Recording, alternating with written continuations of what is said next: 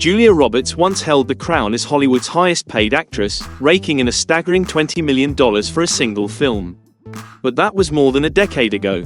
Since then, her recent movies have fallen flat, even by her own sky-high standards. Now, at 56, Julia has been forced to pivot, taking roles on Netflix just to stay relevant. Adding to the struggle, she's battled a rare blood disorder since 2002, one that could be fatal at any moment. It's clear, Hollywood isn't quite sure where she fits anymore. Her golden era seems like a distant memory. But Julia Roberts' story began far from the glitz and glam of Tinseltown. Born October 28, 1967, in Smyrna, Georgia, her early life was anything but ordinary. Before Julia ever stepped onto a film set, her family had already made history. Her parents ran the Atlanta Actors and Writers Workshop, one of the South's first acting schools to break segregation by welcoming both black and white students.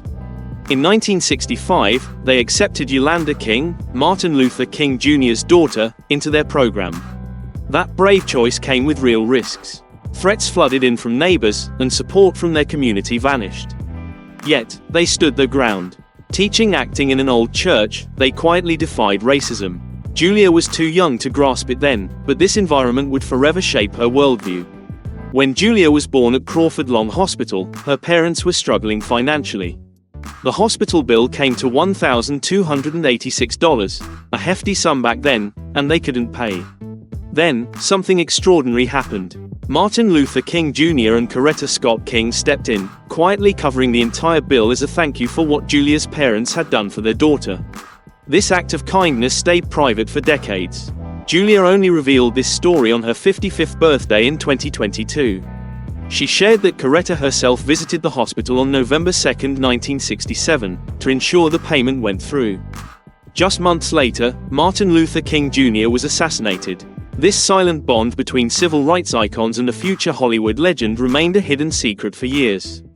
Julia faced rejection more than 200 times before landing her very first commercial, for Clearasil. That $825 paycheck changed everything. It earned her a coveted SAG card, the golden ticket to real auditions. Back in Georgia, Julia had an unusual childhood ritual. Starting at just 7 years old, she would lock herself in the bathroom and practice giving Oscar speeches. Shampoo bottles and perfume jars became her pretend trophies. She even recorded herself to study how she sounded and wrote down over 40 speeches in a leather journal. Even when the power went out and her family had to use candles, Julia kept rehearsing. She once promised her brother, "When I win my Oscar, I'll thank you for everything." Her first real acting gig came in 1987 on the TV show Crime Story. Despite having the flu and a 103-degree fever, she nailed the scene in one take. Everyone on set saw she had something special. But success didn't come overnight. Julia auditioned constantly, landed a role in Firehouse, and even suffered a burn from a special effects accident.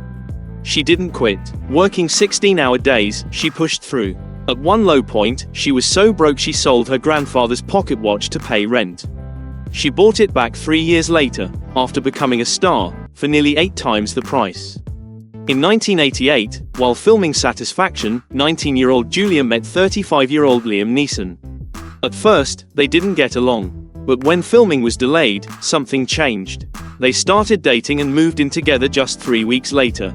Hollywood didn't approve. Julia lost a major ad deal and was even rejected for a movie role because of their relationship, but she didn't care. Liam opened her mind to new ideas and gave her 27 books to read. It was like attending college. The relationship didn't last. The breakup gave Julia an emotional depth she poured into Steel Magnolias. She won her first Golden Globe and earned her first Oscar nomination, but the pain behind that success remained hidden. To prepare for Shelby's diabetic seizure scene, Julia stayed awake for 47 hours straight. It wasn't a stunt, it was a suggestion from co-star Sally Field to help her get into character. It worked, but pushed Julia to her limits. During the emotional funeral scene, she isolated herself in her hotel room for 3 days, eating only saltine crackers and drinking water, determined to look as grief-stricken as Shelby. Director Herbert Ross wasn't easy on her either.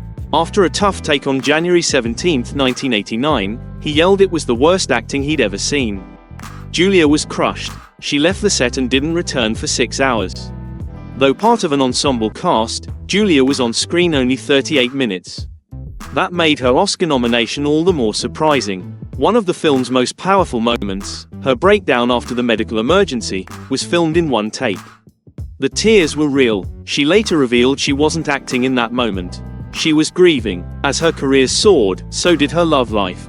Around this time, she got engaged to Dylan McDermott. They met at the first table read of Steel Magnolias on November 28, 1988, when he passed her a note saying, "You have the most beautiful eyes I've ever seen." Just 19 days later, Dylan proposed at New York's iconic Russian tea room, presenting Julia with an emerald ring that had belonged to his grandmother. They moved into a modest West Village apartment, paying $1,800 a month. To their neighbors, they were just a normal couple. Julia shopped for groceries. Dylan walked their three-legged rescue dog. But beneath the everyday routine, their bond ran deep. When Julia nearly lost her role in Pretty Woman, Dylan personally called the director to fight for her. Yet fame came with a steep price. As Julia's star rose, their private life vanished. On March 12, 1990, just 2 weeks before Pretty Woman's premiere, Julia called off their wedding planned for June. A tabloid had offered $25,000 to their doorman for a glimpse inside their apartment. That invasion of privacy was the breaking point. She realized she couldn't have both, a normal life and superstardom. Ironically, Julia almost didn't star in Pretty Woman at all. The role of Vivian was passed over by 7 actresses first. Michelle Pfeiffer said no on February 7, 1989. Molly Ringwald declined in March. Meg Ryan rejected the script. Daryl Hannah thought it glamorized prostitution. Jennifer Jason Leigh found the character too shallow. Valeria Golino was busy, and Karen Allen disliked the age gap. Finally, Julia auditioned on April 3. Director Gary Marshall saw something special, a luminous vulnerability. But Richard Gere wasn't convinced. Marshall arranged a meeting at Gere's apartment. Julia slipped him a post-it note that read, "Please say yes." That moment changed everything. Their chemistry was electric, sealing Gere's involvement. What followed became one of cinema's most iconic pairings. Yet Julia wasn't exactly paid like a star. For Pretty Woman, she earned just $300,000. After taxes and agent fees, that boiled down to about $273 a day. She stayed in a hotel charging $75 a night. Meanwhile, Gere made $5 million plus a share of profits, eventually earning around $12 million. The film was a blockbuster. Opening March 23, 1990, it made $11.3 million its first weekend, over 37 times Julia's paycheck. It stayed in theaters for 16 weeks and grossed $463.4 million worldwide. Julia's red opera dress became a fashion sensation, inspiring $30 million in knockoff sales. The VHS sold 2.8 million copies, nearly $90 each. Even tourism on Rodeo Drive spiked 27%. But Julia saw little of that money. Disney executives got bonuses instead. She learned her lesson. 1993, she was charging $10 million for the Pelican Brief. In 2000, she became the first woman to earn $20 million for a single role, Erin Brockovich, changing Hollywood paychecks forever. Still, her personal life was far from perfect. After Dylan McDermott, Julia fell for Kiefer Sutherland while filming Flatliners. By August 1990, they were engaged and planning a grand wedding for June 14, 1991. Julia splurged on an $8,000 dress and $425 Manolo Blahnik shoes. It looked like a true Hollywood fairy tale. But the fairy tale unraveled. In May 1991, a 24-year-old exotic dancer named Amanda Rice told the London Sun she'd been involved with Sutherland. She claimed he'd left Julia and moved into a hotel with her. Rice called Julia an insecure ice princess. Later, she softened her story, saying it was only platonic. But the damage was done. Shortly after, Julia was hospitalized, officially for the flu. But whispers questioned if stress was the real cause. She spent 5 days in the hospital but kept wearing her engagement ring. Hope lingered that the wedding might still happen. Then, just 3 days before the big day, Julia cancelled everything. Sutherland didn't even hear the news from Julia herself. Someone else told him. While he was moving out of their Beverly Hills home, Julia was with Jason Patrick, Sutherland's best friend. On the day they were supposed to get married, Julia flew to Ireland with Patrick. The media exploded. She was branded the runaway bride, years before she actually played one on screen. Later, Julia said she had planned to end things gently. But Sutherland called her first, and was nasty about it. Years later, he admitted she had the courage to walk away, and that he respected her for it. Just 2 years after that public drama, Julia got married again, this time to country singer Lyle Lovett. The marriage shocked everyone but didn't last long, lasting only from 1993 to 1995. It felt like a reaction to everything that came before, went from fleeing one wedding to rushing into another. Eventually, though, Julia found something real. In 2002, she married cinematographer Danny Moder. They've been together over 20 years and have 3 kids, twins Hazel and Phineas, born in 2004, and Henry, born in 2007. After all the heartbreak, drama, and public chaos, Julia found peace, a calm she never had even when she was the most famous woman in the world. Meanwhile, Julia's 1994 film I Love Trouble was supposed to be a light, fun romantic comedy. Instead, it became a behind-the-scenes disaster. The reason? Julia Roberts and Nick Nolte absolutely hated each other. And this wasn't just normal tension, it was full-blown war. From the moment they met, they clashed. They didn't just argue, they avoided each other so much that most of their scenes were filmed with stand-ins. Julia admitted in a New York Times interview that they got on each other's nerves. Then she dropped a bomb. Nolte could be charming, but he was also completely disgusting, and seemed to go out of his way to repel people. That was brutal, and Nolte fired back in the Los Angeles Times, saying it wasn't nice to call someone disgusting, but Julia is not a nice person. Everyone knows that. The film flopped. Critics hated it, and audiences didn't show up. The off-screen drama was more memorable than anything that made it to theaters, but Julia didn't let the feud or the flop hold her back. In 1997, she made a huge comeback with My Best Friend's Wedding. The film wasn't just a hit, it was a blockbuster. It opened with over $21 million in its first weekend and made nearly $300 million worldwide on a $38 million budget. The twist: her character didn't get the guy. Audiences loved it. It was different, real. The film earned a 73% rating on Rotten Tomatoes and became one of the year's top 10 biggest movies. It proved Julia Roberts was still a superstar. Then came 1999, a year when she didn't just prove herself again, she dominated Hollywood. In May, she starred in Notting Hill with Hugh Grant. It grossed $364 million worldwide, becoming the highest-grossing British film ever at the time. Just 10 weeks later, she reunited with Richard Gere for Runaway Bride. That movie opened with $35 million, one of the biggest romantic comedy openings ever, and pulled in more than $309 million worldwide. Critics weren't impressed, but audiences didn't care. People loved seeing Roberts and Gere back together. That same year, Julia made history. For Erin Brockovich, she became the first woman in Hollywood to be paid $20 million for a single film.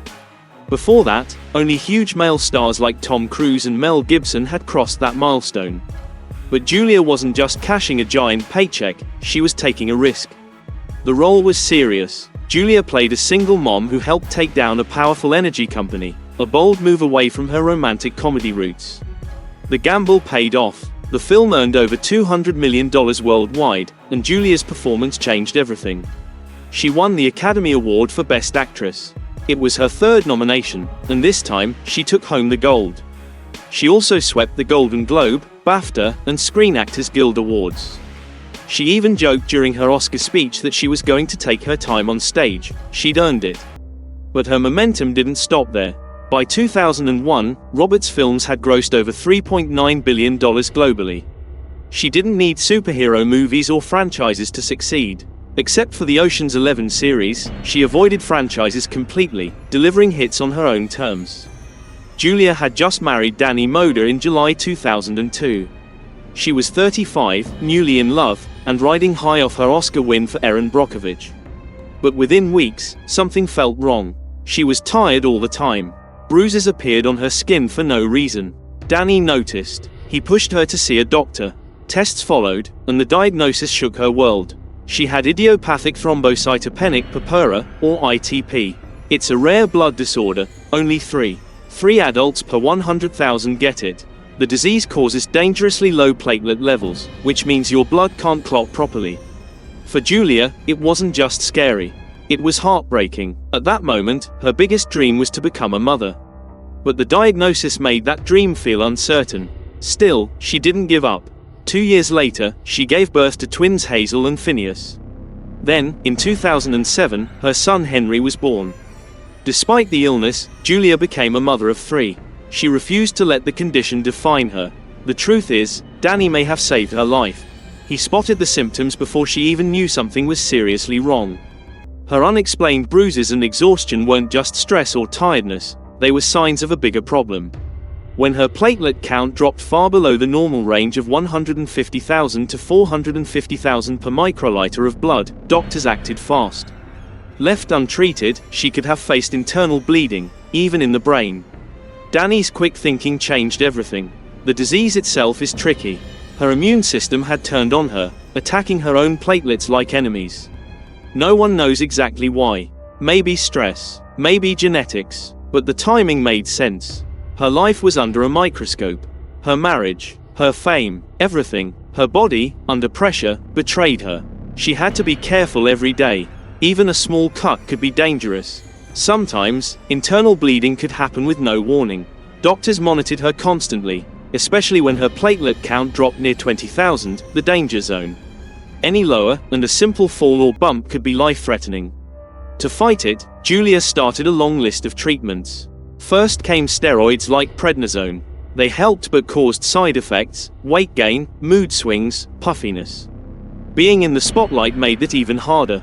When steroids weren't enough, she added IVIG therapy. It took hours and had to be scheduled around her film shoots. Later, she used newer drugs like romiplostim and L-trombopig, which helped her body produce more platelets.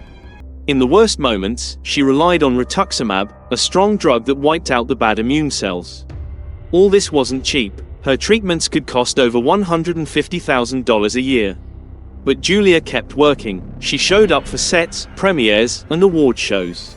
Behind the scenes, she juggled motherhood, scripts, and medical charts. She kept it quiet. That was the most impressive part. Julia is known worldwide, but almost no one knew about her battle. She covered bruises with makeup. She scheduled shoots around flare-ups. Costume teams adjusted outfits to hide symptoms.